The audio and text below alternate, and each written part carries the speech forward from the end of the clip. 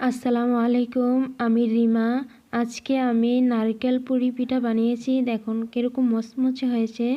আমি ভেঙেও দেখাচ্ছি একটি। দেখুন কীরকম ফুলকো ফুলকো হয়েছে আর অনেক মজা হয়েছে। কিভাবে আমি তৈরি করতেছি দেখুন। প্রথমে আমি একটি কড়াই নিয়ে নিয়েছি। কড়াইয়ের মধ্যে সামান্য পরিমাণ একটু তেল দিয়ে দিয়েছি।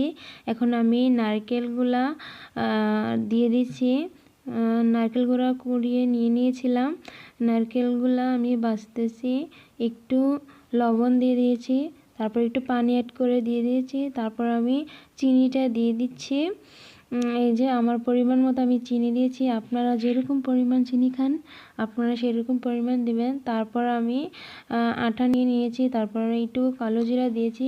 কালো জিরাটা দিলে ঘ্রাণটা অনেক সুন্দর আসে, স্মেলটা আমার কাছে অনেক ভালো লাগে। তারপর আমি মিক্স করে দিতেছি। তারপরে এখন পানি অ্যাড করে দেব। পানি অ্যাড করে দিয়ে এটাকে ডোর বানিয়ে নেব। তারপর ডোরটা হয়ে গেছে। এখন আমি ছোট ছোট করে গোল্লা করে নিচ্ছি। এই যে একটা বেলুন দিয়ে আমার যা বেলে দিতেছে। তারপর এখন নারকেল পুরটা দিতেছে। কিভাবে পিঠাটা বানায় এই যে দেখুন, এইভাবে দিতেছে। তারপর এইভাবে বলে দিয়ে এভাবে একটু চাপটে চাপটে দিয়ে এই যে এভাবে করে নিতেছে পিঠাগুলা। একে একে সবগুলা করে নেব। এই যে অলরেডি আমার পিঠাটা এই যে কত সুন্দর হয়েছে ফুলটা। তারপর আরেকটা দেখাচ্ছি কিভাবে করতে হয়। এই যে দেখাচ্ছি, এইভাবে চেপে চেপে নেবেন।